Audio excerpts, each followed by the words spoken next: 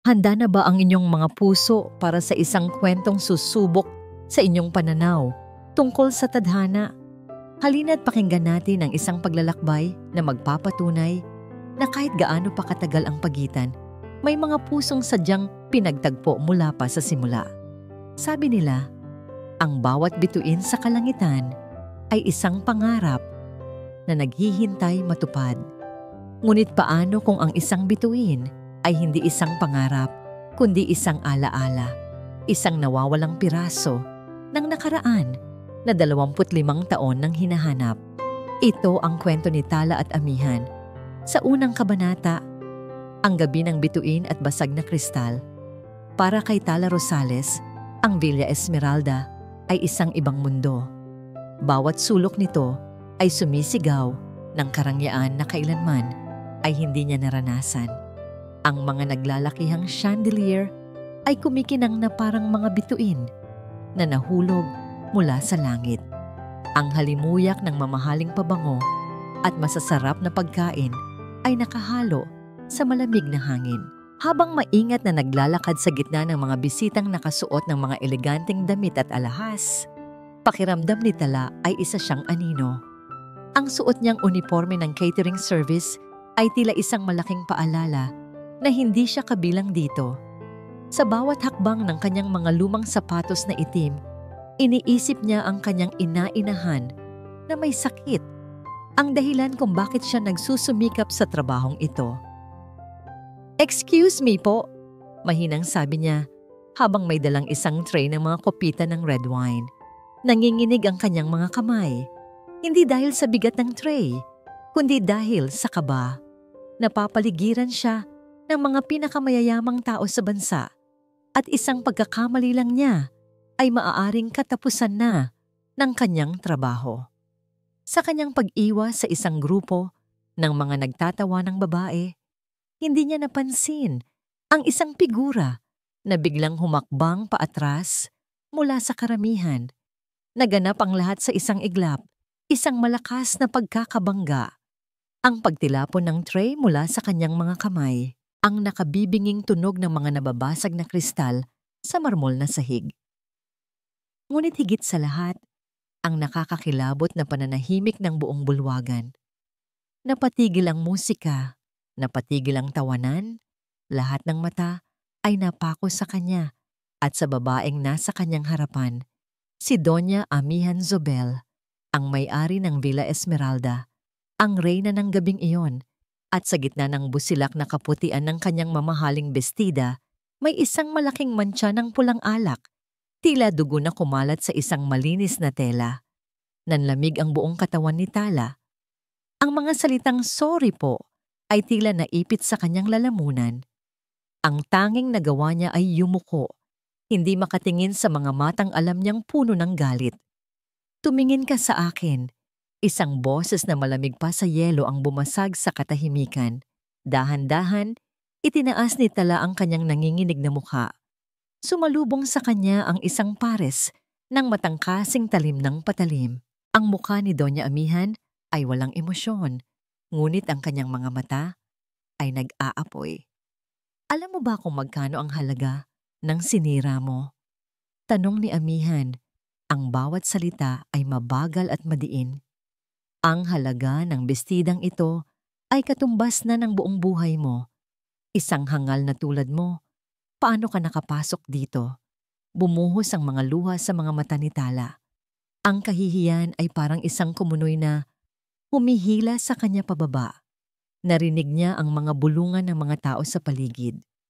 "Patawad po, Donya. Hindi ko po sinasadya." Halos pabulong na sabi ni Tala. "Hindi sinasadya?" Umalingaw-ngaw ang sarkastikong tawa ni Amihan. "Mga taong tulad ninyo, palaging ganyan ang sinasabi. Walang dinadalang mabuti, kundi gulo."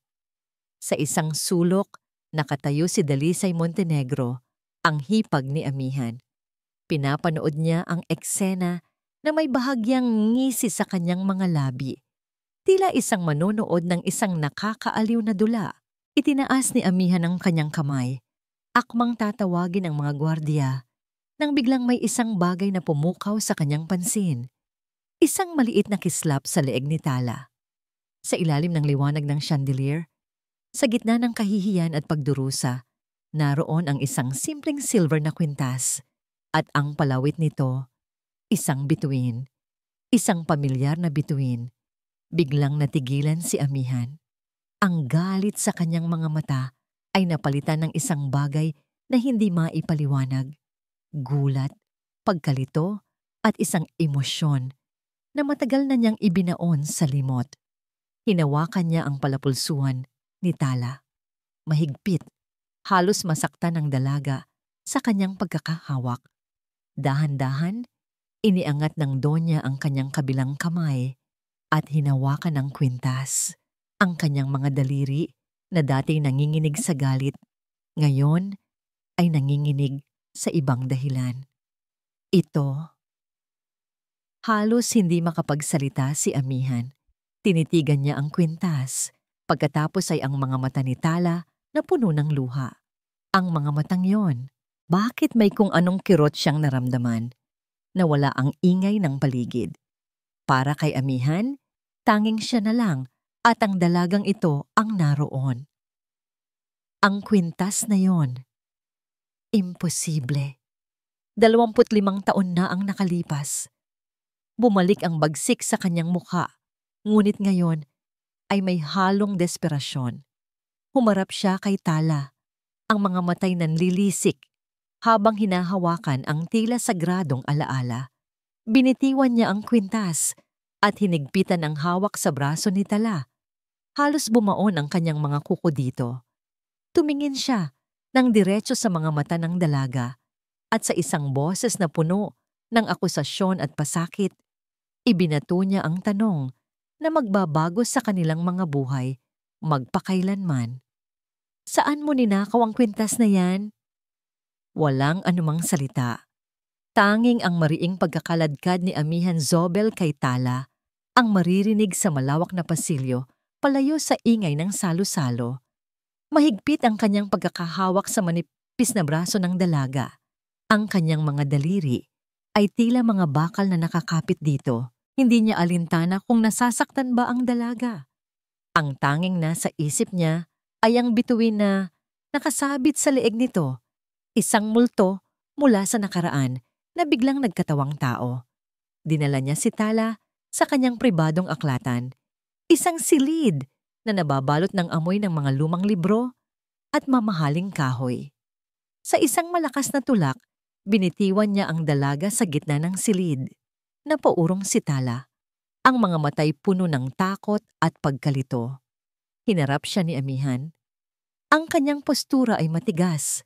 Ang kanyang mukha ay isang maskara ng yelo. Ngunit sa loob-loob niya, isang bagyo ang nagwawala. 25 taon. 25 taon ng pagluluksa. 25 taon ng mga gabing walang tulog.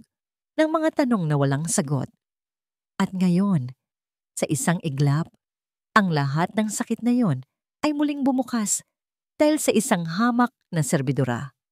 Uulitin ko ang tanong ko, sabi ni Amihan. Ang bawat salita ay tila patalim. Saan mo nakuha ang kwintas na yan? Nanginginig ang mga labi ni Tala. Hindi ko po ninakaw yan, Donya. Pangako po. Kung gayon, sino ang nagbigay sa'yo?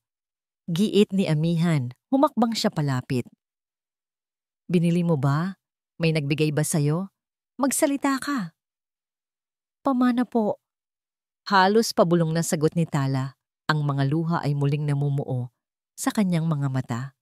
Sasabi po ng nanay-nanayan ko, ito na lang daw po ang tanging bagay na suot ko nung natagpuan nila ako sa labas ng simbahan. Sanggol pa lang daw po ako.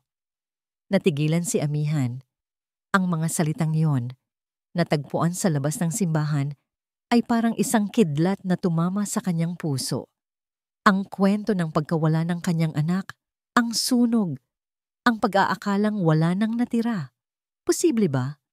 Isang maliit at mapanganib na usbong ng pag-asa ang nagsimulang tumubo sa kanyang tigang na puso. Ngunit mabilis niya itong sinupil.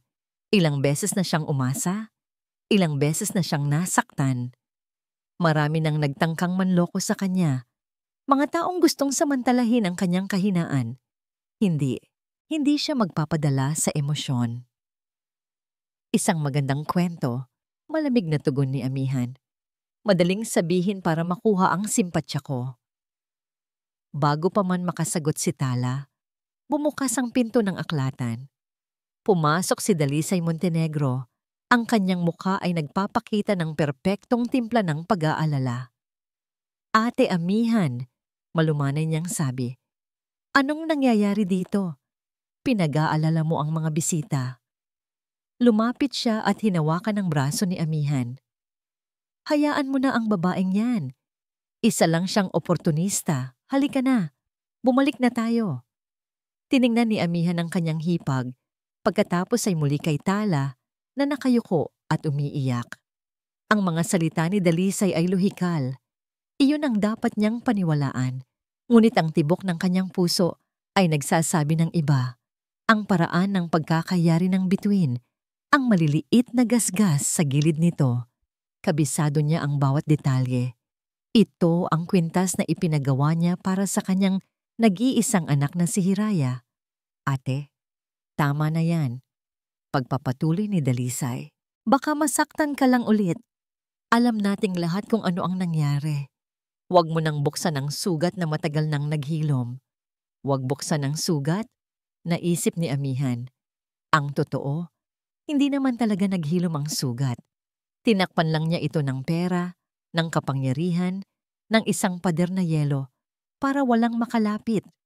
Sa sandaling iyon, nagdesisyon si amihan. Tumingin siya ng diretso sa mga mata ni Dalisay. Isang bagong determinasyon ang nagniningning sa kanyang mga mata. Hindi ito sugat, Dalisay. Isa itong tanong. At sa loob ng 25 taon, ngayon lang ako nakakita ng posibleng sagot. Bumaling siya kay Tala.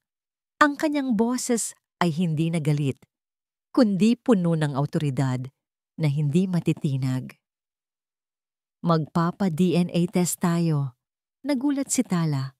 Maging si Dalisay ay hindi nakapagsalita. Isang mabilis na kislap ng gulat o takot ang dumaan sa kanyang mga mata bago niya ito muling naitago. Ano po? Tanong ni Tala. Isang DNA test. Pag-ulit ni amihan. Kung nagsasabi ka ng totoo, mapapatunayan niya ng siyensya. Kung nagsisinungaling ka naman, sisiguraduhin kong pagsisisihan mo ang gabing ito. Kinuha ni amihan ang kanyang telepono at nag-dial. Ricardo, pumunta ka sa aklatan. Ngayon din, mag-schedule ka ng pinakamabilis na DNA test na mahahanap mo. Walang tanong-tanong.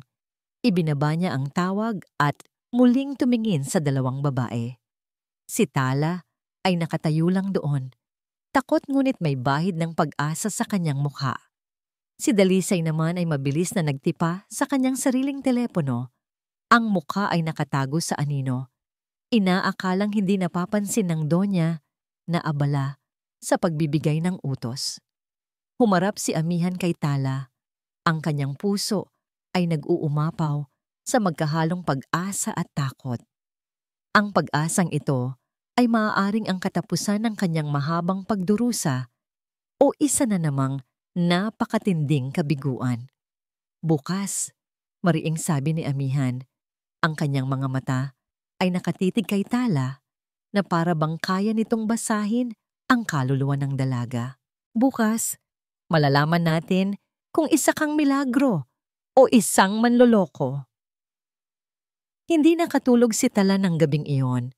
Pinatuloy siya sa isang marangyang guest room sa loob ng Villa Esmeralda, isang silid na mas malaki pa sa buong tinutuluyan niya sa Barrio Maharlika.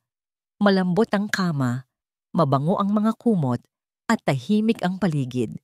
Ngunit para kay Tala, ang bawat segundo ay tila isang paghihirap.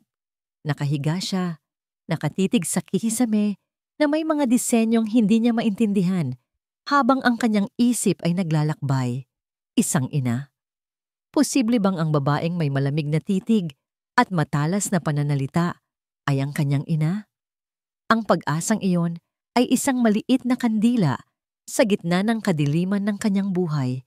Nakakatakot, Dahil alam niyang sa isang ihip lang ng hangin, maaari itong mamatay at iwan siyang muli sa dilim. Ngunit habang naroon ang liwanag, gaano man kaliit, kakapit siya habang si Tala ay nilalamon ng kanyang mga iniisip. Sa isang madilim na sulok ng lungsod, isang kasinungalingan ang nabubuo. Sa basement parking ng isang ospital, nakatayo si Dalisay Montenegro sa tabi ng kanyang mamahaling sasakyan, naghihintay. Maya-maya, isang lalaking nasa katanghaliang gulang, nakasuot ng doctor's coat, ang lumapit. Halatang kinakabahan. Siya si Dr. Armando Lazaro. Ginang Montenegro, bati ng doktor. Pinupunasan ang namumuong pawis sa kanyang noo. Doktor, sagot ni Dalisay. Isang malamig na ngiti ang gumuhit sa kanyang mga labi. Hindi na siya nagpaligoy-ligoy pa. Alam mo kung bakit kita pinapunta rito? Ang DNA test ni Amihan. Oo po. Pero ginang, ang proseso po ay... Huwag na nating pag-usapan ng proseso, putol ni Dalisay. Pag-usapan natin ang resulta. Kailangan itong maging negatibo. 0%. Walang duda. Nanlaki ang mga mata ng doktor. Pero, hindi ko po maaaring gawin yan. Labag po yan sa aking sinumpaang tungkulin. Humakbang si Dalisay palapit. Ang kanyang boses ay bumaba. Tila isang ahas na bumubulong. Sinumpaang tungkulin? Huwag mo akong lokohin, Armando. Naaalala mo ba ang kaso ng pamilya Alcaraz? 5 taon na ang nakalipas? Ang maling operasyon? Ang pagtatakip sa iyong kapabayaan? Alam ko ang lahat. Isang tawag ko lang sa kanila at ang lahat ng pinaghirapan mo ay magiging abo. Namutla si Dr. Lazaro. Ang banta ay malinaw at mabigat. Pipakiusap. Ginang. Wag po. Simple lang ang pagpipilian mo. Sabi ni Dalisay, inaayos ang kanyang damit na tila wala lang sa kanya ang lahat. Ang iyong karera o ang katotohanan, bukas kapag ibinigay mo ang resulta, siguraduhin mong ang ilalabas mo ay ang resulta ng kasinungalingan. Iniwan ni Dalisay ang doktor na nanginginig sa takot sa gitna ng madilim na paradahan. Kinabukasan, dinala si Tala sa isang napakamoderno at malinis na klinika. Kinuha ang kanyang sample sa pamamagitan ng isang simpleng cotton swab sa loob ng kanyang pisngi. Ang buong proseso ay mabilis at walang sakit. Ngunit para kay Tala, pakiramdam niya ay ipinagkakatiwala niya ang kanyang buong pagkatao sa maliit na piraso ng bulak na yon. Ang paghihintay sa resulta ay mas masahol pa sa isang sentensya. Sa malawak na sala ng Villa Esmeralda, ang hangin ay halos pwedeng hiwain sa tensyon.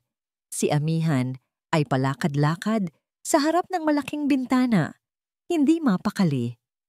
Si Tala ay nakaupo sa gilid ng isang sopa.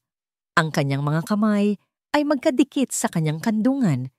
Ang puso niya'y kumakabog ng napakabilis.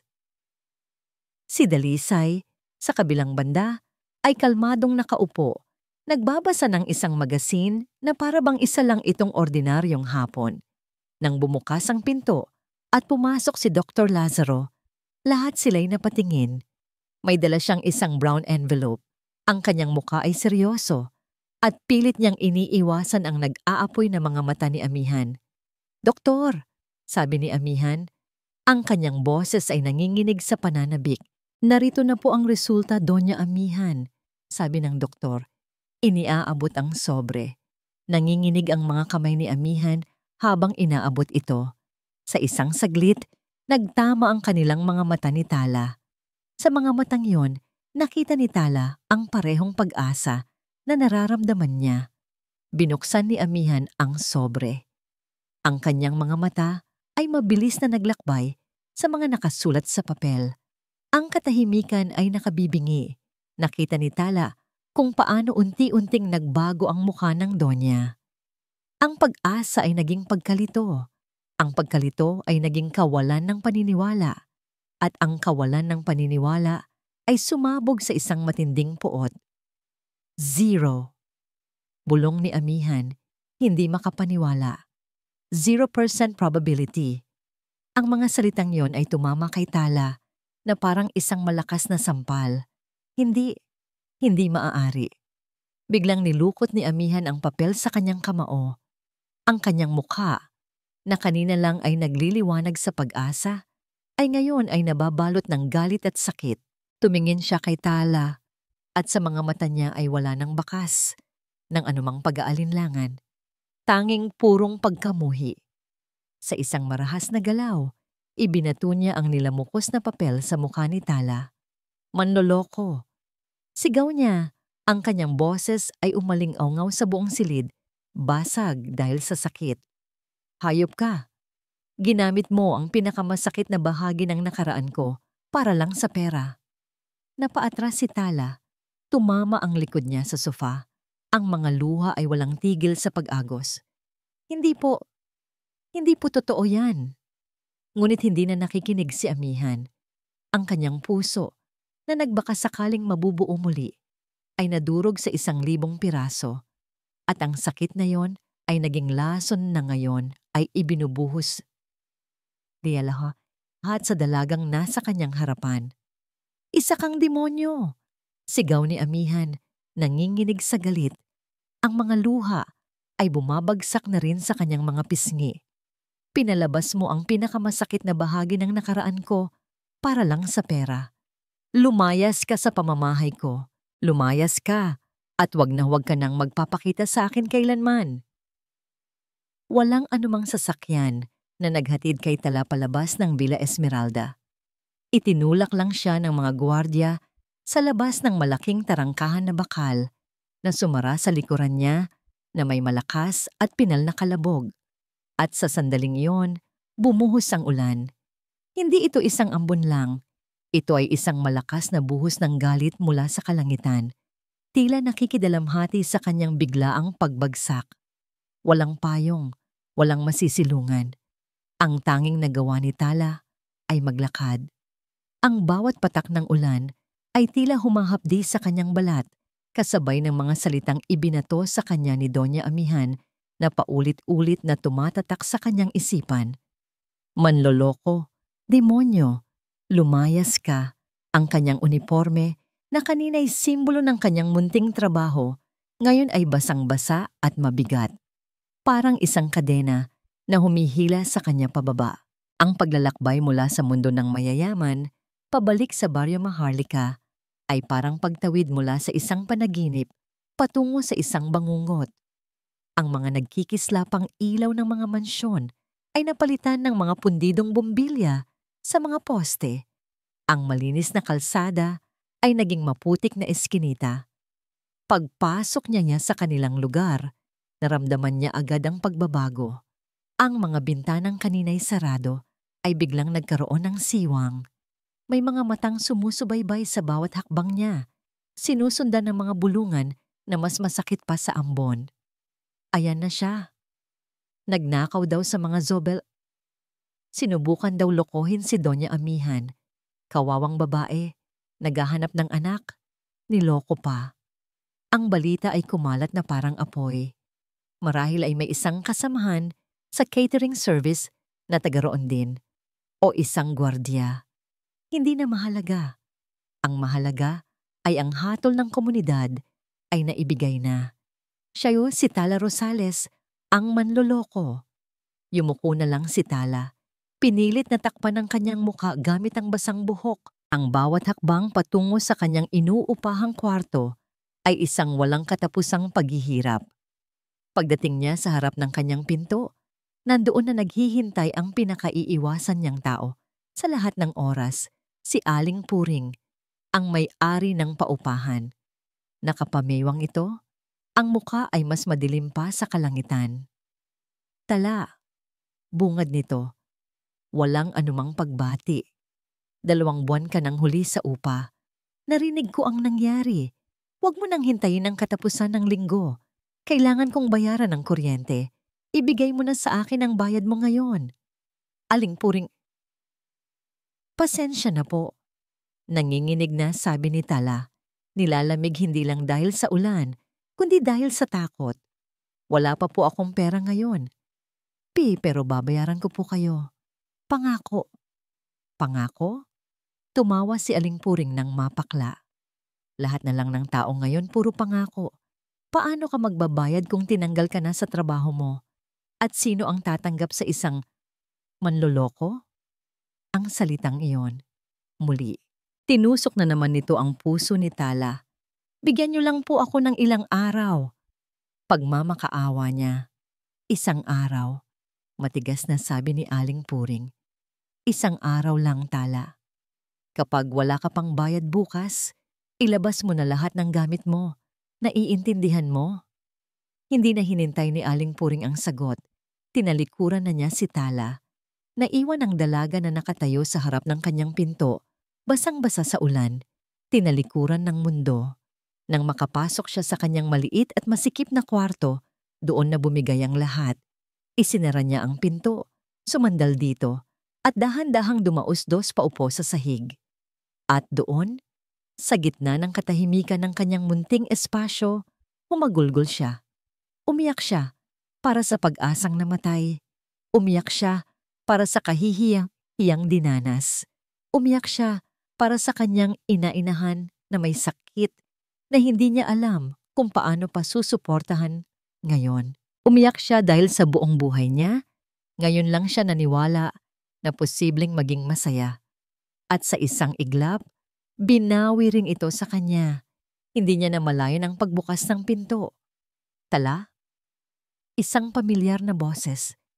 Si Mayari, ang kanyang matalik na kaibigan, nakatayo roon na may dalang payong at isang supot ng mainit na pandesal. Naglaho ang nangiti nito nang makita ang kalagayan niya. "Tala, anong nangyari sa'yo?" Nag-aalalang tanong ni Mayari. Mabilis na lumapit at lumuhod sa tabi niya. Walang salitang namutawi kay Mayari nang makita ang itsura ng kaibigan. Niyakap niya lang si Tala ng mahigpit. Isang yakap na nagsasabing, "Nandito ako. Naniniwala ako sa'yo." Doon, sa mga bisig ng kanyang kaibigan, lalong lumakas ang yak ni Tala. Inilalabas ang lahat ng sakit at sama ng loob. Nang medyo kumalma na siya, ikinuwento niya ang lahat. Ang kwintas, ang pag-asa, ang DNA test, at ang masasakit na salita. Nakikinig lang si Mayari, hindi nagsasalita.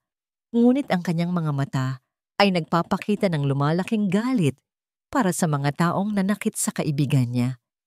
"Hindi ako naniniwala," sabi ni Mayari nang matapos si Tala. Ang kanyang boses ay puno ng determinasyon. "Hindi ako naniniwala sa resulta na yon. Pero Mayari, 0% daw." Mahinang sabi ni Tala.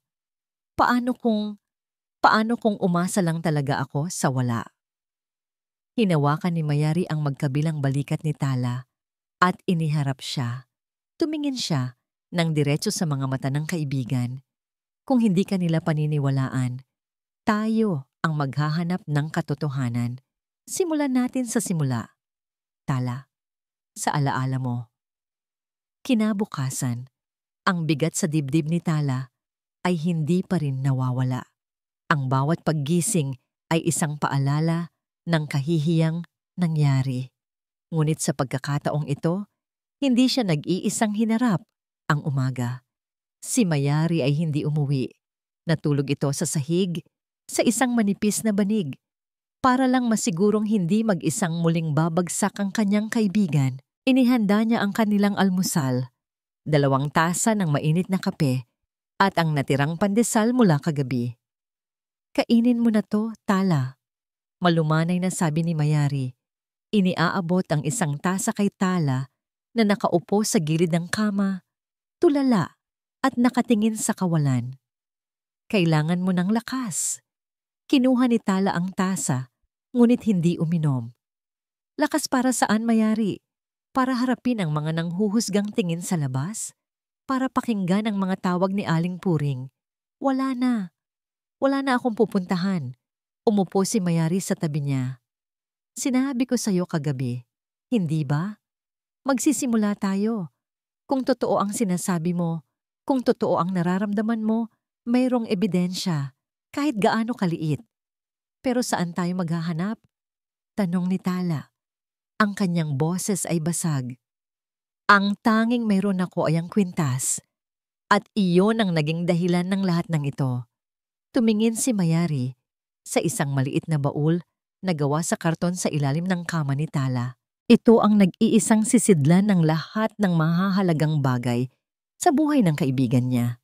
Diyan, sabi ni Mayari, itinuturo ang baul.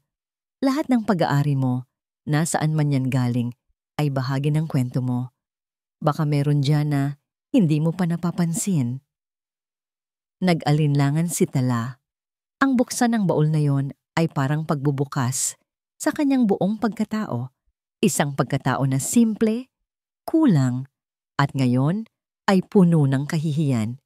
Ngunit ang determinasyon sa mga mata ni Mayari ay nagbigay sa kanya ng kaunting tapang. Dahan-dahan, yumuko si Tala at hinila ang luma at medyo yuping kahon. Pinunasan niya ang alikabok sa ibabaw nito bago marahang itinaas ang takip. Wala itong gaanong laman, ilang luma at kupas na litrato ng kanyang ina-inahan. Isang maliit na manikang yari sa basahan na siya mismo ang gumawa noong bata pa siya. At sa ilalim ng lahat, nakalatag ang isang bagay na palagi niyang kasama sa pagtulog. Isang maliit at luma ng kumot na kulay krema. Kinuha niya ito. Ang tela ay malambot na dahil sa kalumaan, manipis na sa ilang bahagi at may ilang sinulid na himulmol na sa gilid. Niyakap niya ito. Ang amoy nito ay pamilyar at nagbibigay ginhawa. Ito lang ang kasama ng kwintas noong natagpuan ako, sabi ni Tala. Naalala niya ang mga kwento ng kanyang ina-inahan. Isang malamig na madaling araw, isang sanggol sa labas ng simbahan. Nakabalot sa kumot na ito, may bituin sa leeg. May alaala ka ba? Tanong ni Mayari. Umiling si Tala. Wala. Parang mga piraso lang ng panaginip. Madilim, malalamig na bato. Minsan naririnig ko ang tunog ng kampana. Iyon lang. Hinawakan ni Mayari ang isang dulo ng kumot. Pwede ko bang tingnan? Tumango si Tala. Maingat na inilatag ni Mayari ang kumot sa ibabaw ng kama. Sinuri niya ang bawat pulgada nito.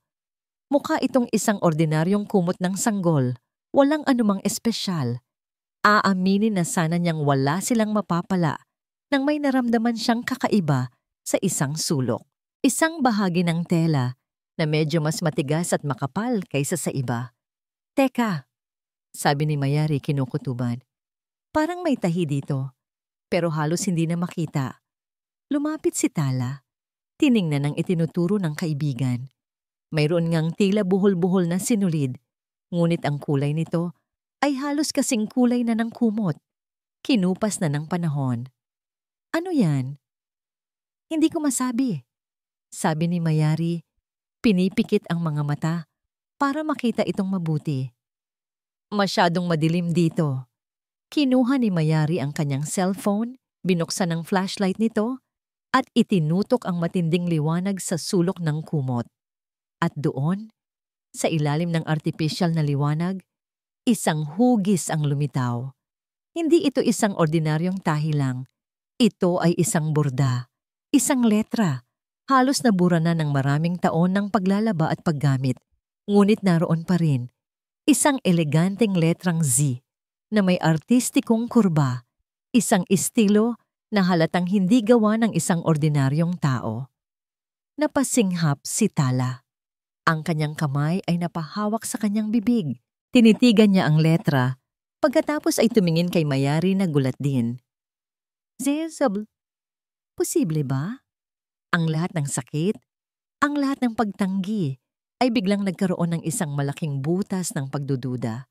Ang resulta ng DNA, ang galit ni Doña Amihan. Paano kung nanginginig, hinawakan ni Tala ang kumot? Ang simpleng bagay na nagbibigay sa kanya ng ginhawa tuwing gabi ay biglang naging isang susi, isang misteryo. Ano ang ibig sabihin nito, Mayari? Tanong ni Tala. Ang kanyang boses ay puno ng takot at panibagong pag-asa. Tumingin si Mayari sa kanya. Ang kanyang mga mata ay nag-aalab sa determinasyon at galit para sa kaibigan. Ibig sabihin, hindi ka sinungaling, mariing sabi ni Mayari. At may nagtago ng katotohanan. Ang Villa Esmeralda ay bumalik sa dati nitong katahimikan. Ang mga bisita ay matagal nang umalis. Ang mga nabasag na kristal ay nalinis na. Ang mantsa ng alak sa sahig ay nawala na rin. Ngunit ang anino ng dalagang nagngangalang Tala ay nanatili. Tila multo na naglalakad sa mga pasilyo ng mansyon. Sinubukan ni Amihan Zobel na ibalik ang lahat sa normal. Pinilit niyang ibaling ang kanyang atensyon sa kanyang mga negosyo, sa mga papeles na kailangan niyang pirmahan, sa mga tawag na kailangan niyang sagutin. Ngunit ang lahat ay walang kabuluhan. Sa bawat pagpikit niya, nakikita niya ang mga mata ni Tala, mga matang puno ng takot at sa isang saglit, puno ng pag-asa. Ngayong gabi, hindi siya makatulog. Nakatayo siya sa harap ng bintana ng kanyang silid. Hawak ang isang kopita ng mamahaling alak.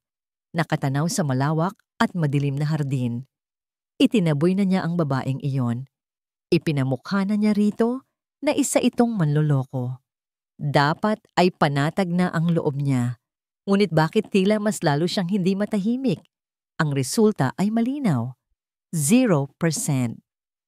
Siyensya ang nagsabi.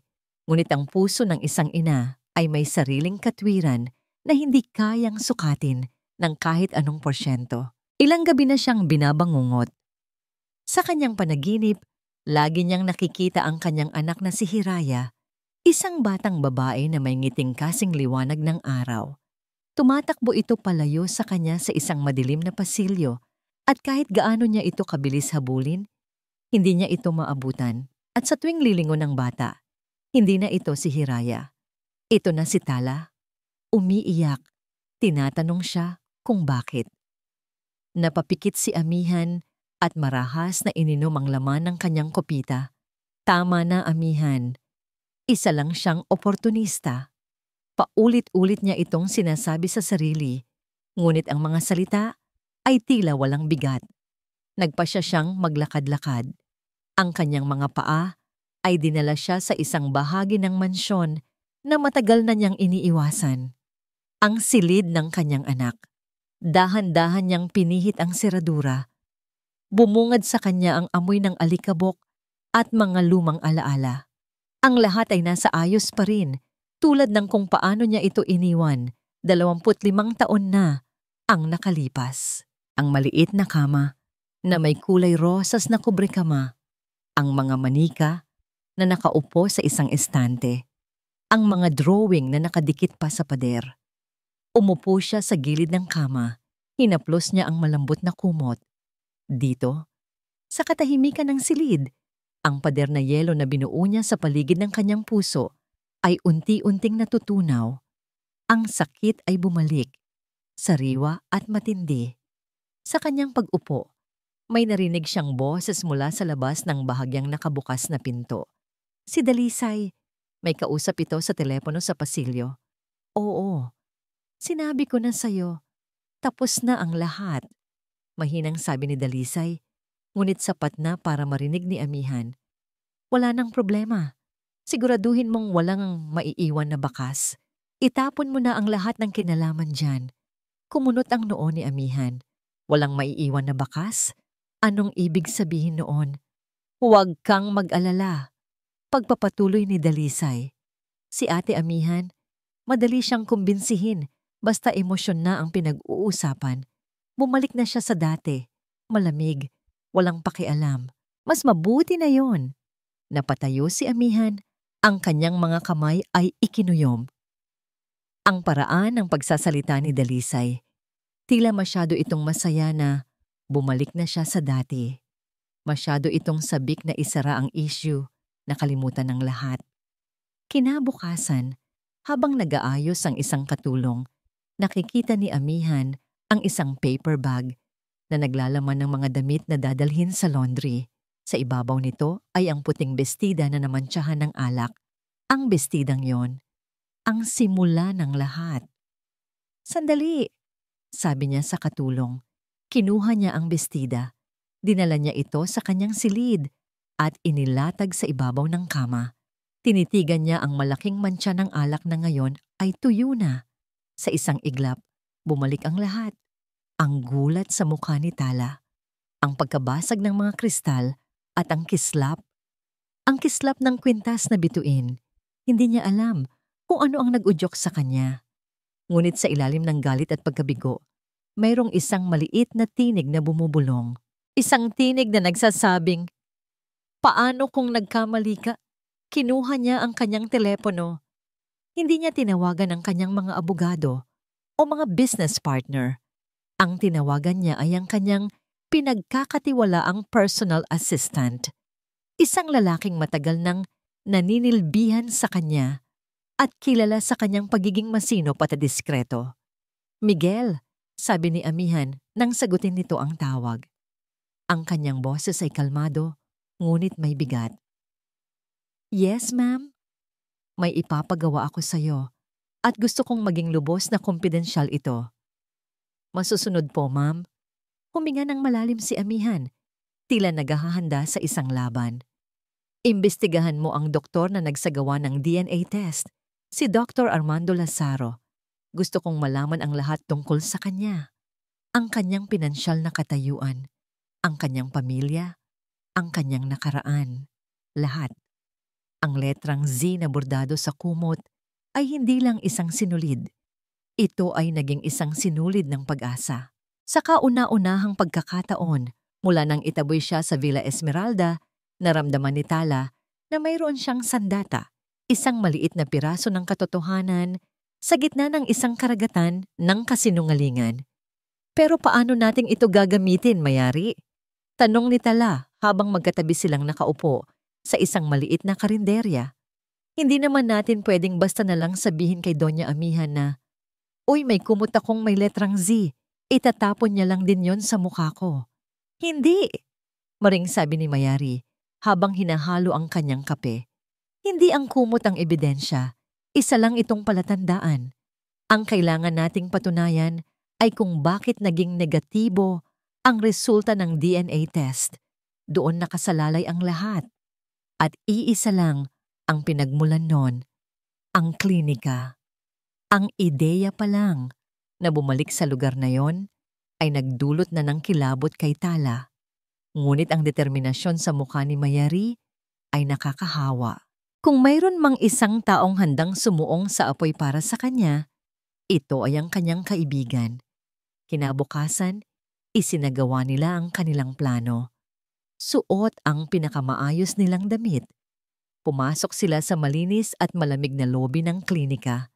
Si Mayari ang nanguna. Lumapit sa reception desk na may ngiti at kumpiyansa na para bang isa siyang mayamang kliyente. "Good morning, miss," bati ni Mayari. "Nandito kami para mag-follow up sana. Ako yung pamangkin ng pasyente na nagpa-test dito nung isang araw para sa Zobel case." Tumaas ang kilay ng receptionist. Ang pangalang Zobel ay tila isang magic word. "Ah, opo. Naalala ko po. Ano po ang maipaglilingkod ko?" "Simple lang," sabi ni Mayari. "Gusto lang sana naming kunin yung official medical receipt para sa procedure. Kailangan daw kasi sa accounting ng pamilya. Nakalimutan daw kunin ni Tita Amihan." Ang Tita Amihan ay sinabi niya ng may kaswal na tono na lalong nagpakumbinsi sa babae. Mabilis na nagtipa ang receptionist sa kanyang computer. "Sandali lang po." "Ay, heto po. Ang attending physician po pala para sa test na yon ay si Dr. Armando Lazaro. I-print ko lang po ang resibo." "Dr. Armando Lazaro." Itinatak ni Tala ang pangalan sa kanyang isipan. Habang naghihintay, idinagdag ni Mayari, "Napakagaling daw po ng doktor na yon," sabi ni Tita. "Sana all. Balak ko pa namang magpa-check up. Pwede ko po bang malaman ang buong pangalan niya para ma-search ko ang credentials niya online?" Ibinigay ng receptionist ang pangalan ng walang pag-aalinlangan. Sa isang piraso ng resibo at isang pangalan, lumabas sila ng klinika na may daladalang isang maliit na tagumpay. Nagpunta sila sa pinakamalapit na internet cafe. Umupo sila sa isang maliit na cubicle. Ang tunog ng mga naglalaro ng online games ang kanilang background music. Inilagay ni Mayari ang pangalan sa search engine. Dr. Armando Lazaro. Basa niya habang nagtatype. Ang mga unang resulta ay puro impormasyon tungkol sa kanyang klinika at mga medical affiliations. Walang anumang kahina-hinala. Nagkatinginan sila, isang bahid ng pagkadismaya ang gumuhit sa mukha ni Tala. Subukan nating lagyan ng ibang salita, sabi ni Mayari. Hindi sumusuko. Subukan natin ang complaint o lawsuit. Nagtype siyang muli. Dr. Armando Lazaro lawsuit. At doon, sa pangalawang pahina ng search results, isang link ang lumabas. Ito ay isang lumang artikulo mula sa isang lokal na pahayagan. 5 taon na ang nakalipas. Ang headline, Medical Malpractice Suit laban sa kilalang doktor. Biglang inurong ng pamilya. Binuksan nila ang link. Nanginginig ang kamay ni Mayari habang ginagamit ang mouse para mag-scroll pababa sa artikulo. Sinasabi sa balita na isang Dr. Armando Lazaro ang idinimanda ng isang pamilya dahil sa di umano'y kapabayaan sa isang operasyon na nagresulta sa panghabambuhay na komplikasyon sa pasyente. Ngunit ang kaso ay biglang isinara matapos magkaroon ng out-of-court settlement. Ang nakapagtataka, isang hindi nagpakilalang saksi raw ang biglang lumitaw na nagpatunay na walang kasalanan ang doktor. Sino ang pasyente? Tanong ni Tala. Halos hindi humihinga. Nag-scroll pababa si Mayari at binasa niya ang pangalan. Ang pasyente ay si Ginang Elida Rosales. Natigilan ang mundo ni Tala. Elida Rosales, ang kanyang inainahan. Ang operasyon na yon. Iyon ang simula ng sakit sa bato na hanggang ngayon ay dinadala ng kanyang nanay.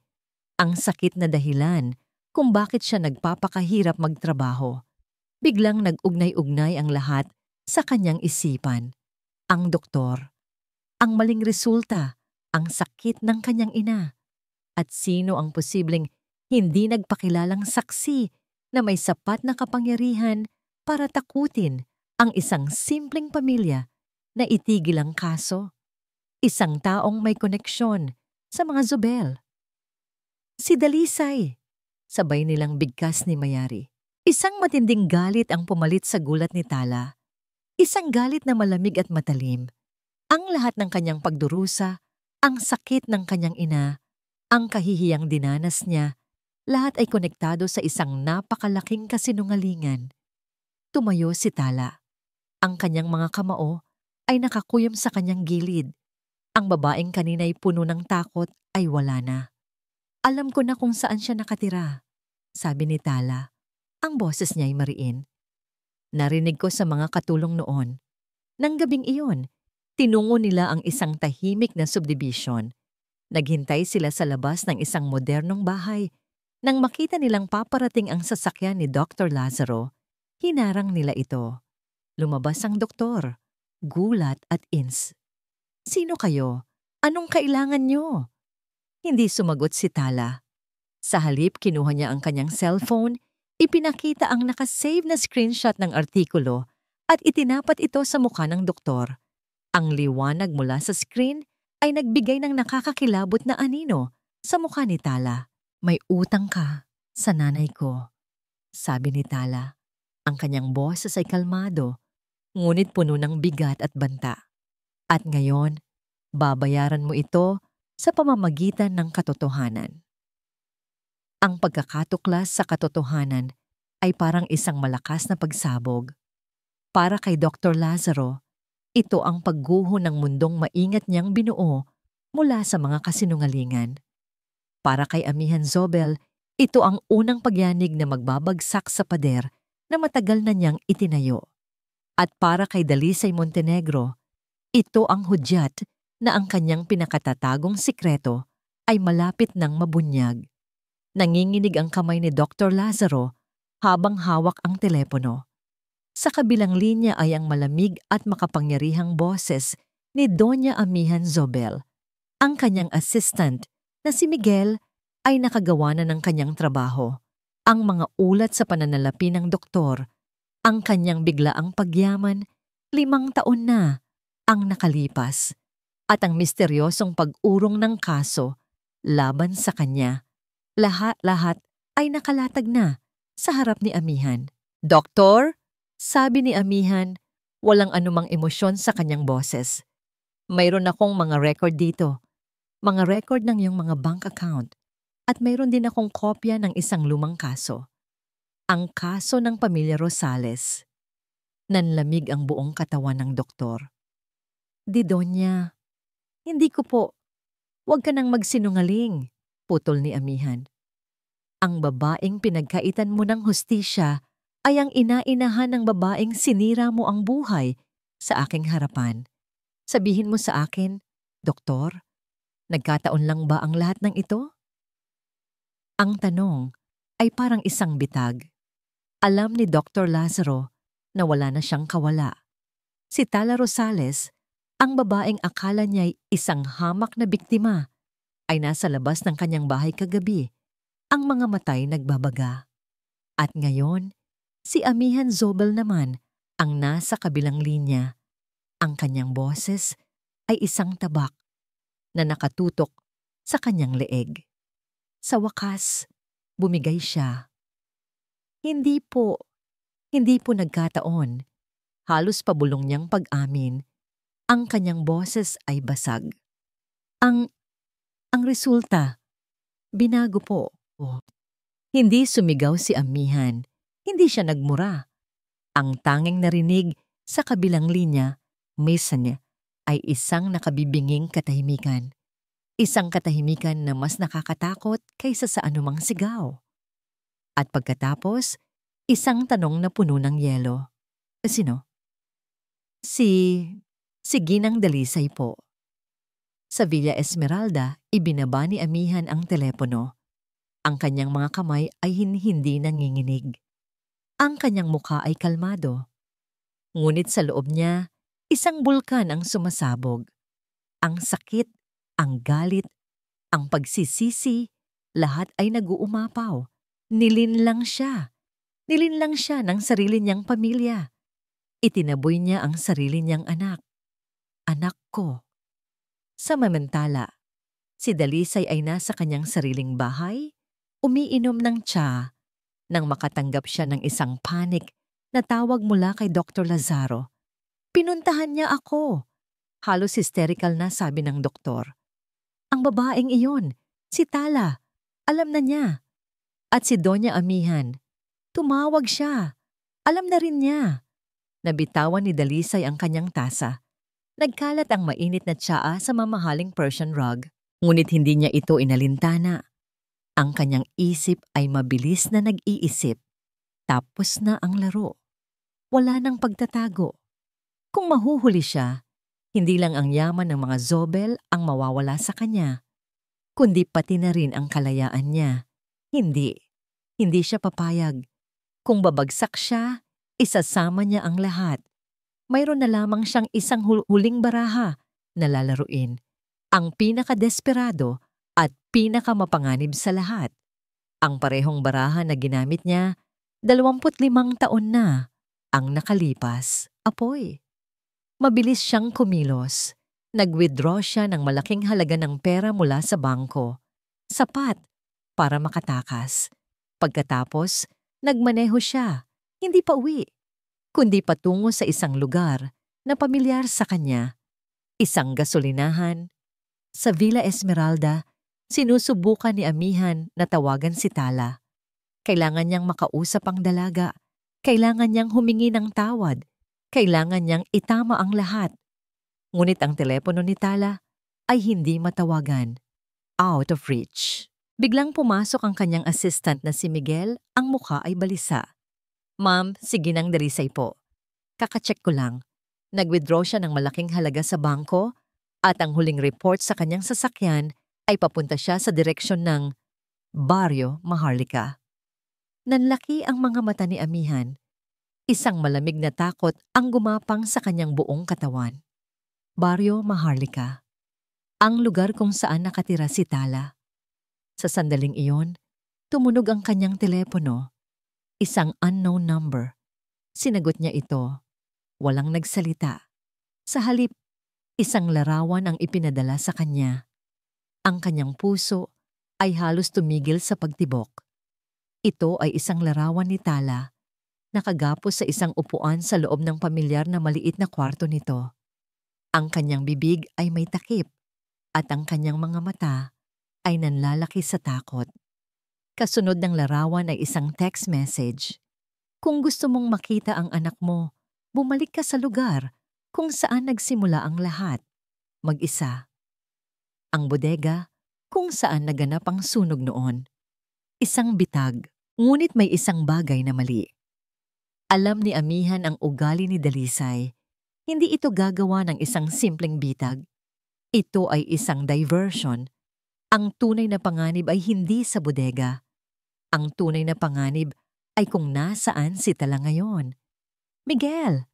Sigaw niya, ang kanyang boses ay puno ng panik sa unang pagkakataon. Tumingin siya sa kanyang driver. Sa Baryo Maharlika. Bilis! Ang una niyang naamoy ay hindi ang usok, kundi ang gasolina. Nagising si Tala sa isang matapang at nakakahilong amoy. Nakatali ang kanyang mga kamay at paa sa isang silya sa gitna ng kanyang sariling kwarto. Ang kanyang bibig ay may busal na tela na pumipigil sa kanyang mga sigaw at sa harap niya, nakatayo si Dalisay Montenegro, hawak ang isang lighter. Ang dating elegante at sopistikadang babae ay wala na. Ang nasa harap niya ngayon ay isang taong may mga matang nag-aapoy sa kabaliwan at desperasyon. Gising ka na pala, sabi ni Dalisay. Isang nakakatakot na ngiti ang gumuhit sa kanyang labi. Sayang, akala ko, magiging mas madali kung tulog ka. Sinubukan ni Talang magpumiglas, ngunit ang mga tali ay masyadong mahigpit. Ang kanyang mga mata ay nagmamakaawa, nagtatanong kung bakit. Bakit? Tumawa si Dalisay na parang nababasa ang kanyang isip. Dahil sa'yo, dapat ay nanatili ka na lang sa putikan kung saan ka kabilang. Ngunit hindi. Kailangan mo pang bumalik. Kailangan mo pang ipaalala sa lahat na nag-e-exist ka. Sinira mo ang lahat ng pinaghirapan ko. Naglakad si Dalisay paikot sa kwarto. Iwinawasiwas ang lighter na may sindi. 25 taon. Ganoon katagal kong itinago ang lahat. Noong gabing iyon, aksidente lang dapat ang sunog. Isang maliit na sunog para matakot ang hipag kong perpekto. Para mawala ka sandali. Pero, naging kasakiman. Nang makita ko ang pagkakataon na tuluyan ka nang mawala sa buhay niya, sa buhay naming lahat, kinuha ko. Tumulo ang mga luha sa mga mata ni Tala, ang mga pira-pirasong alaala, ang dilim, ang init, ang takot, ay biglang nagkaroon ng kahulugan. At ngayon, sabi ni Dalisay, huminto sa harap niya. Tatapusin ko ang nasimulan ko. Sa pagkakataong ito, sisiguraduhin kong magiging abo ka na talaga. Itinapon ni Dalisay ang lighter sa sahig na basang-basa ng gasolina. Sa isang iglap, ang kwarto ay nilamon ng apoy. Ang bawat segundo na bumibilis ang takbo ng sasakyan ay tila isang walang hanggang paghihintay. Ang mga imahe ay naglalaro sa isipan ni Amihan. Ang mukha ng kanyang anak sa panaginip, ang takot sa mga mata ni Tala sa ipinadalang larawan, ang apoy mula sa nakaraan. Huwag po, Diyos ko, huwag niyo siyang kunin sa akin muli. Pagdating nila sa eskinita ng Baryo Maharlika, ang tanawin ay isang impyerno, isang gusali ng paupahan ng nasusunog at ang itaas na palapag, ang kwarto ni Tala ay nilalamon na ng naglalakihang apoy. Ang mga tao ay nagsisigawan. Ang tunog ng mga sirena ay papalapit pa lamang. Bumaba si Amihan mula sa sasakyan bago pa man ito tuluyang huminto. Ang kanyang puso ay bumabayo na parang maso sa kanyang dibdib. Nakita niya si Dalisay malapit sa isang poste, pinapanood ang kanyang gawa na may malademonyong kasiyahan. "Dalisay!" Sigaw ni Amihan. Ang kanyang boses ay puno ng puot. Lumingon si Dalisay. Ang kanyang mukha ay nagpapakita ng tagumpay. "Huli ka na, Amihan. Tulad noon, palagi kang huli pagdating sa kanya."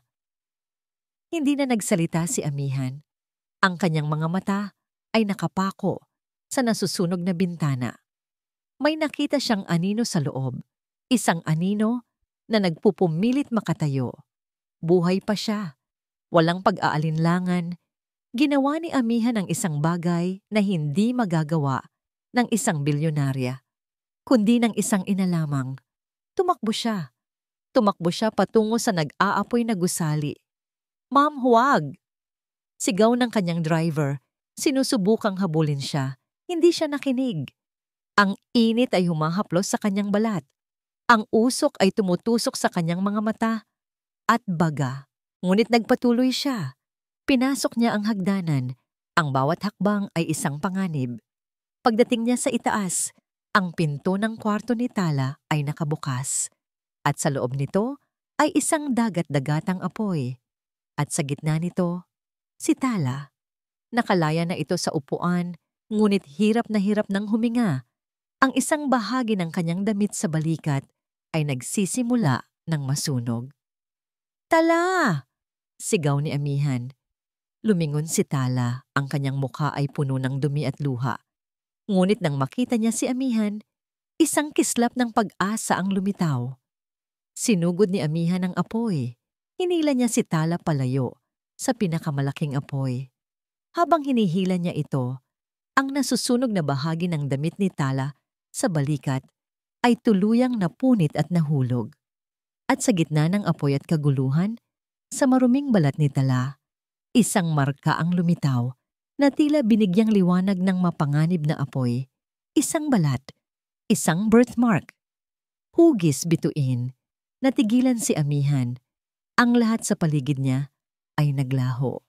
Ang ingay, ang init, ang panganib. Tanging ang markang iyon lang ang kanyang nakikita. Ang parehong marka na nasa balikat ng kanyang sanggol na si Hiraya. Ang marka na kinabisado niya sa bawat pagpapaligo dito. Ang marka na iniyakan niya gabi-gabi sa loob ng 25 taon. Hindi ito isang tanong. Hindi ito isang posibilidad. Ito ang katotohanan na susunog sa kanyang harapan. Mas malinaw pa sa kahit anong resulta ng DNA test. Ang kanyang anak. Bumalik siya sa kasalukuyan ng may bumagsak na nasusunog na kahoy malapit sa kanila.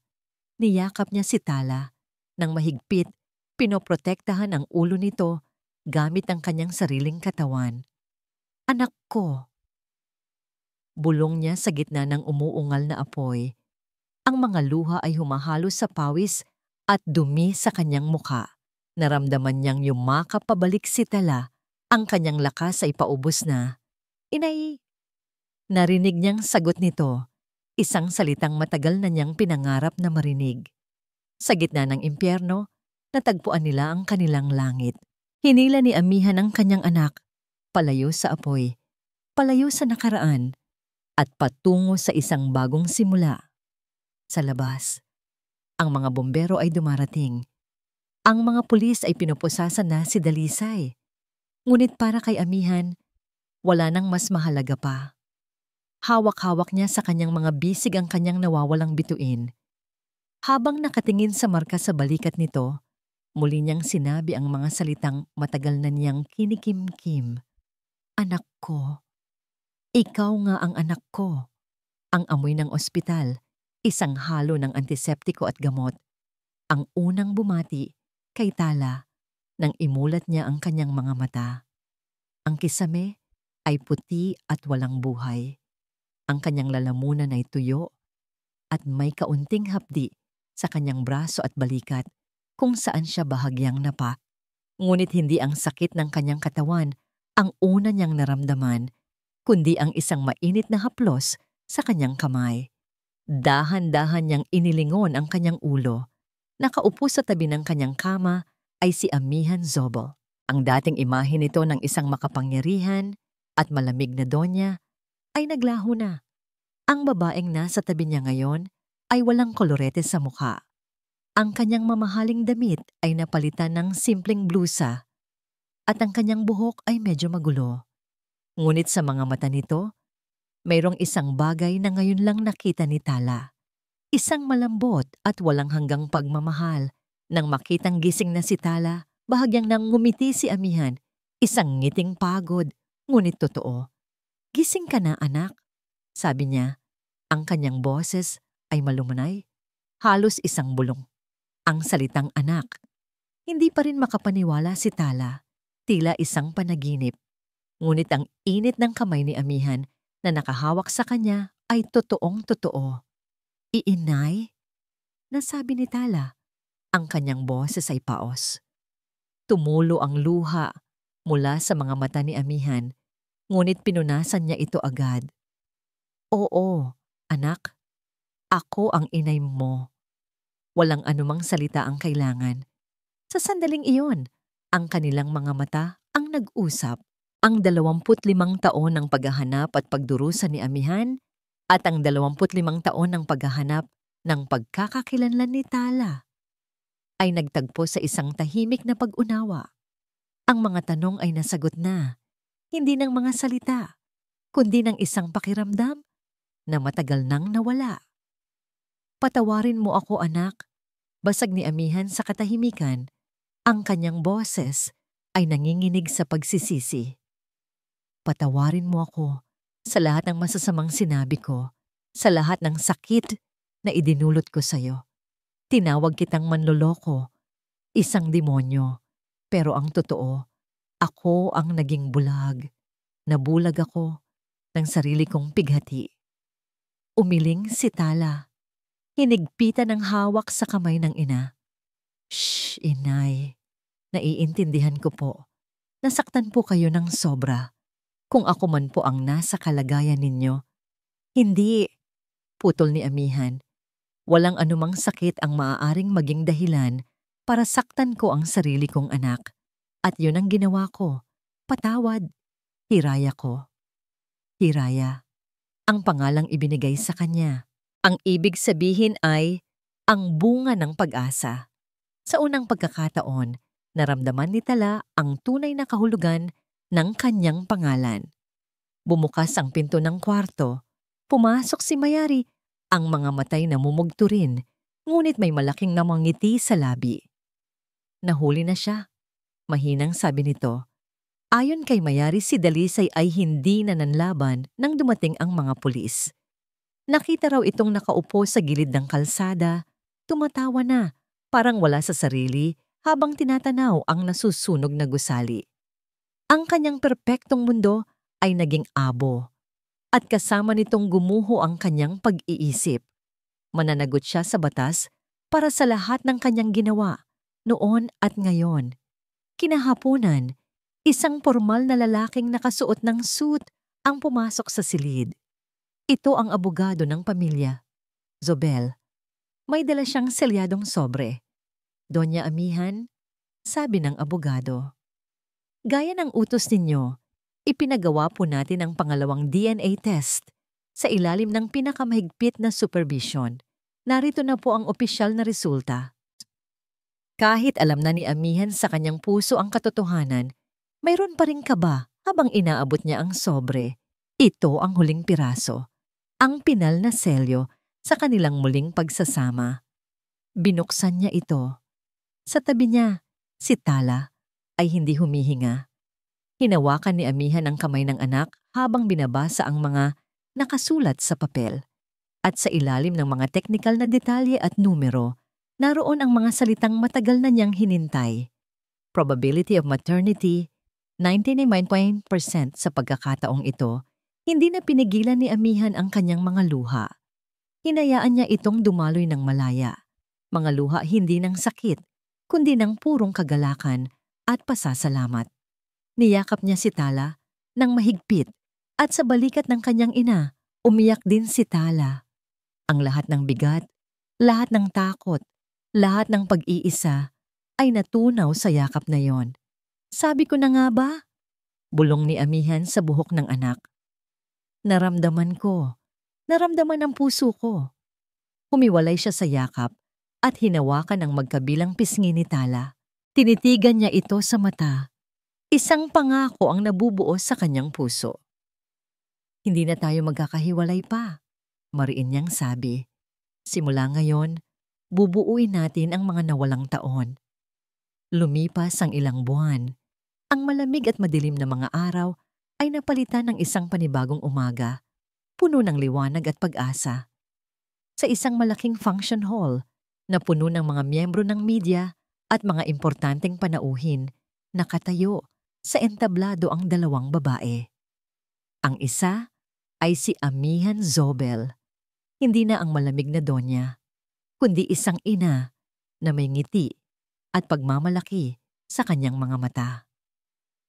At sa tabi niya, ang babaeng dati kilala bilang si Tala Rosales. Ngunit ngayon ay buong pagmamalaking ipinakikilala ang sarili bilang si Hiraya Amihan Zobel.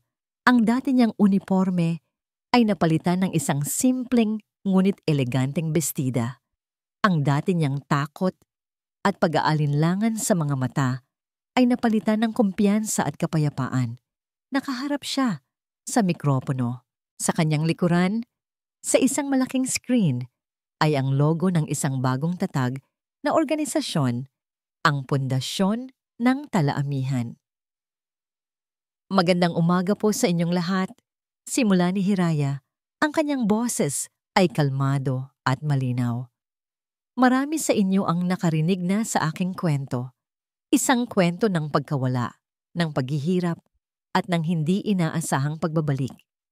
Sa loob ng 25 taon, namuhay ako bilang si Tala, isang bituin na hindi alam kung saang kalangitan siya nabibilang. Tumingin siya sa kanyang ina nang ngumiti sa kanya. Ngunit ang hangin ng tadhana, ang aking amihan, ay hindi tumigil sa pag-ihip hanggang sa ako'y maiuwi niya. Ang aming paglalakbay ay puno ng sakit, ng pagkakamali, at ng mga kasinungalingan. Ngunit sa huli, ang nagwagi ay ang katotohanan na nakatali sa aming dugo at puso. Huminga siya ng malalim. Naisip namin, ang sakit na aming pinagdaanan ay hindi dapat masayang. Maraming pamilya sa labas ang nakakaranas ng parehong pighati. Maraming mga anak ang nawawala at maraming mga magulang ang gabi-gabing umaasa. Kaya naman, ang aming sakit ay aming ginawang lakas. Ang aming mga luha, aming ginawang pundasyon. Itinaas niya ang kanyang kamay patungo sa logo sa kanyang likuran. Ngayon, buong puso naming inilulunsad ang pundasyon ng Tala-Amihan, isang organisasyong nakatuon sa pagtulong sa mga nawawalang miyembro ng pamilya na muling magkita. Gagamitin namin ang aming mga resources para magbigay ng legal na tulong, DNA testing at suportang emosyonal sa mga nangangailangan dahil naniniwala kami na ang bawat pamilya ay may karapatang mabuo muli. Nagpalakpakan ang mga tao. Sa isang sulok, nakatayo si Mayari, pumapalakpak habang may luha ng kasiyahan sa kanyang mga mata. Sa tabi niya ay ang ina-inahan ni Tala, si Aling Elida, na ngayon ay maayos nang nagpapagamot sa tulong ni Amihan, malusog at puno ng pasasalamat. Matapos ang press conference, lumapit kay Hiraya at Amihan ang isang mag-asawa. "Ma'am," sabi ng babae, hawak ang isang kupas na litrato ng isang batang lalaki. 10 taon na po naming hinahanap ang aming anak. Ang pundasyon niyo po. Ito na po ba ang sagot sa aming mga dasal? Hinawakan ni Amihan ang kamay ng babae. Gagawin po namin ang lahat ng aming makakaya. Sabi niya, isang bagong init at pakikiramay ang maririnig sa kanyang boses. Hindi po kayo nag-iisa. Si Hiraya naman ay ngumiti sa mag-asawa, isang nangiting puno ng pag-unawa. Huwag po kayong mawalan ng pag-asa, sabi niya.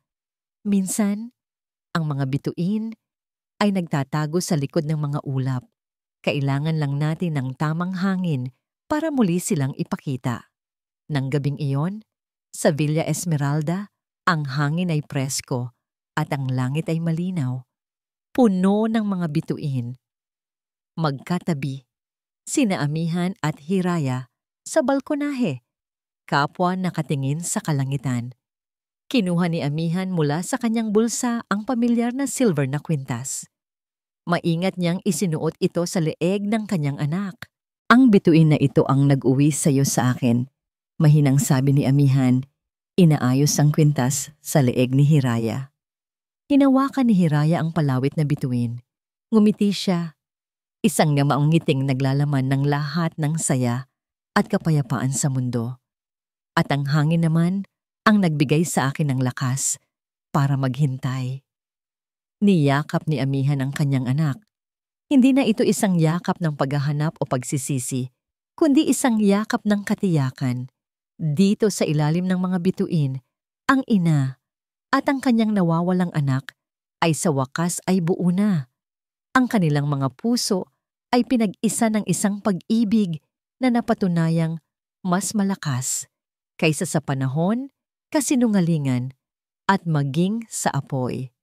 Ang kanilang kwento ay nagtatapos dito, ngunit ang kanilang buhay bilang mag-ina ay nagsisimula pa lamang.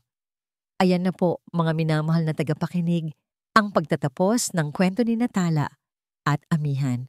Isang kwentong nagpapatunay na sa huli, ang pag-ibig ng isang ina ay isang ilaw na kayang hanapin kahit ang pinakanawawalang bituin sa kalangitan. Ang aral na iniiwan sa atin ng kanilang paglalakbay ay simple ngunit malalim. Ang katotohanan ay palaging mahahanap at ang sugat, gaano man kalaki, ay kayang paghilumin ng walang kondisyong pagmamahal at pagpapatawad. Ang pag-asa ay isang apoy na hindi dapat hayaang mamatay dahil minsan, sa pinakamadilim na gabi, doon pinakamaliwanag ang kislap ng mga bituin. Maraming salamat po sa inyong walang sawang pagsubaybay sa kwentong ito. Naway napulutan ninyo ito ng inspirasyon. Kung mayroon po kayong mga saloobin o komento tungkol sa kwento ni Hiraya at Amihan, huwag po kayong mag-atubiling i-type yan sa comment section sa ibaba. Ano pong klaseng kwento ang gusto ninyong marinig sa susunod? Gusto naming malaman. Hindi dito nagtatapos ang ating paglalakbay. Marami pa pong kwentong kasing ganda at mas puno ng aral dito sa aming channel. Kung nagustuhan nyo ang kwentong ito, i-like, i-share sa pamilya at mga kaibigan at mag-subscribe na rin para lagi kayong updated sa mga susunod pa naming kwento. I-click nyo ang notification bell para kayo ang unang makarinig kapag may bago kaming upload. Pagpalain po kayo ng Panginoon, kayo at ang inyong buong pamilya. Hanggang sa muli, kilig bawat sandali.